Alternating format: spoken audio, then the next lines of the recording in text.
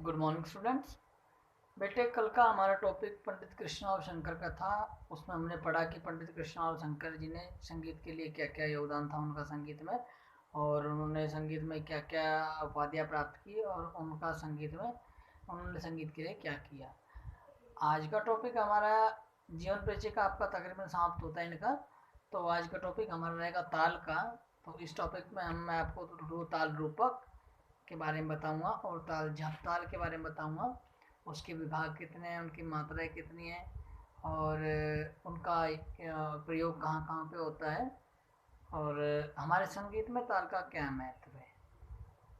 तो शुरू करते हैं आज ताल रूपक से। तो पहले लिखेंगे मात्रा। इसकी मात्रा 7 है। विभाग 3 विभाग हैं। ताली चौथी और छठी मात्रा पर ताली है। खाली इसकी पहली मात्रा पर खाली है। परिभाषा पढ़ते हैं इसकी बेटा। यह ताल 7 मात्राओं की ताल है। इस ताल के 3 विभाग होते हैं। प्रथम विभाग 3 मात्रा का होता है। दूसरा और तीसरा विभाग 2-2 मात्राओं का होता है। इस ताल की पहली मात्रा पर खाली और सम दोनों होते हैं। यह बेटे इस ताल की विशेषता यह है कि इस ताल में खाली पर इस ताल की पहली मात्रा पर सम भी होता है और खाली का चिन्ह भी होता है। आगे चलते हैं। क्योंकि किसी भी ताल का सम हमेशा पहली मात्रा पर होता है, रूपक की अपनी एक अलग विशेषता है। इसमें सम के स्थान पर खाली, पर अन्य तालों में ऐसा नहीं होता। जैसे मैंने बताया, इस ताल की विशेषता यह है कि इस ताल की पहली मात्रा पर खाली और सम इकट्ठा होता है। इसमें सम के स्थान पर खाली और अन्य तालों में ऐसा नहीं होता। अतः हम यह कह सकते हैं कि रूपक ताल की पहली मात्रा पर खाली और चौथी और छठी मात्रा पर ताली का चिन्ह होता है। यह ताल तबले की प्रचलित ताल है। इस ताल का प्रयोग शास्त्रीय संगीत, भाव संगीत तथा सोलो तबला वादन में भी किया जाता है। तो यह हमारे संगीत में अहम ताल है और ये बहुत विशेष ताल है। अब हम इस ताल के बोल के ऊपर जाएंगे। इस ताल के बोल कौन कौन से हैं? तो बेटे इस ताल के बोल है तिन तिन ना, धिन ना, धिन ना। इसके बोल ये हैं। अब आपको ताली में हाथ पे हैंड बीट पे कैसे बजाते हैं वो सिखाऊंगा, तो ध्यान से देखना। तिन खाली दिखाएंगे, तिन तिन ना, धिन ना, धिन ना। इसकी डबल तिन तिन ना, धिन ना, धिन ना, तिन तिन ना, धिन ना, धिन ना, तिन। तो ये बेटे आपकी रूपक ताल हुई है। इसका मैंने खाली भरी और आपको ताली बजा के सिखाया। तो अब हम दूसरी ताल करेंगे, ताल झप ताल।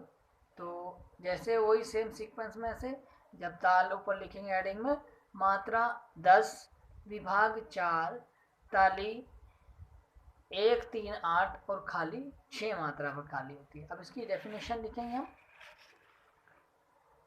यह ताल 10 मात्राओं की ताल होती है। इस ताल के 4 विभाग होते हैं। जैसे मैंने कहा ना बेटे, यह ताल 10 मात्राओं की होती है। इस ताल के 4 विभाग होते हैं।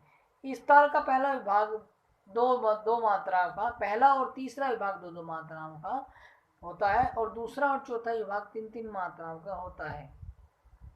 इस ताल की पहली मात्रा और तीसरी मात्रा तथा 8वीं मात्रा पर ताली का चिन्ह होता है और खाली का चिन्ह छठी मात्रा पर होता है। यह ताल स्वतंत्र वादन में प्रयोग की जाती है और इस ताल का प्रयोग शास्त्रीय गायन, वादन और नृत्य हर एक विधा में किया जाता है। तो जैसे मैंने झपताल के बारे में बताया और रूपक के बारे में आपको बताया था कि ताल इसकी कैसे, तो इसके बोल हैं। झपताल के बोल हैं धिन ना, धिन धिन ना, तिन ना, धिन धिन ना। तो इसकी हैंड बीट पे कैसे करेंगे हम? धिन पहले पे, धिन ना, धिन धिन ना, तिन ना, धिन धिन ना, धिन। तो ये इसका हैंड बीट हो गया बेटा।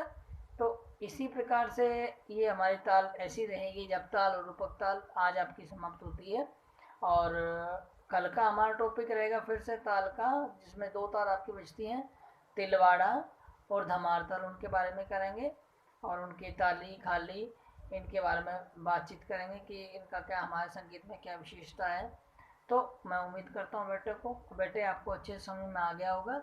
इसकी जो फ़ोटो है मैं आपको ग्रुप में डाल दूँगा, तो आप अच्छे से कर लेना। आप स्टेप टू स्टेप इन काम को करते जाएं, क्योंकि अब आपका थोड़ा ही सिलेबस रह गया है। ताल के बाद हम राग के ऊपर चलेंगे।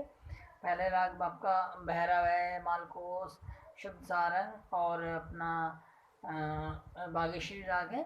तो ये आपके राग होंगे।